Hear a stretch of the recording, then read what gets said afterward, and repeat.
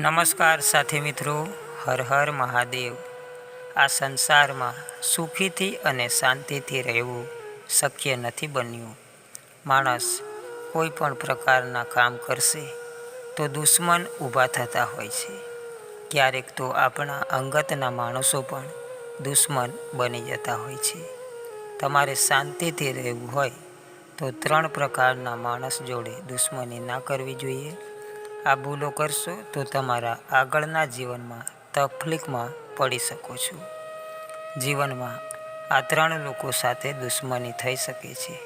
માથાભારે આ 3 પ્રકારના માણસ કયા છે તે વિશેની વાત આપણે આજે વિડીયોમાં જાણીશું। પણ ચેનલને સબસ્ક્રાઈબ કરી દો અને વિડીયોને લાઈક કરી દો।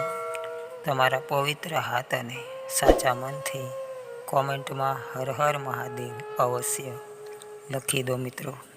મિત્ર અને દુશ્મનની કસોટી કરવા માટે ઘણા નિયમો છે અને ઘણા ઉપાયો આપવામાં આવ્યા છે। ઉપરાંત એવું પણ કહેવાયું કે વ્યક્તિએ પોતાના જીવનમાં કેવા લોકો સાથે ક્યારે દુશ્મનાવટ ના કરવી જોઈએ।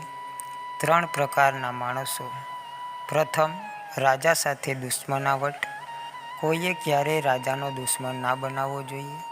આજના સમય પર નજર કરીએ તો આપણે આપણા વિસ્તારના કોઈ મોટા નેતા કે વહીવટ સાથે સંકળાયેલા કોઈ મોટા વ્યક્તિ સાથે ઝઘડો ના કરવો જોઈએ।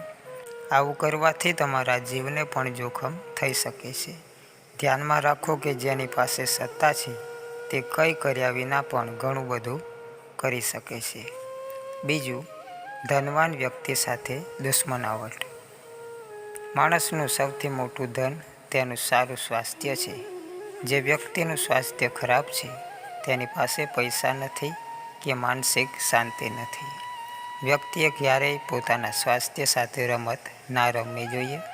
નીતિ અનુસાર તમારા સ્વાસ્થ્ય પ્રત્યે બેદરકાર રહેવું એ તમારી જાતને મૃત્યુ તરફ ધકેલી દેવા જેવું છે।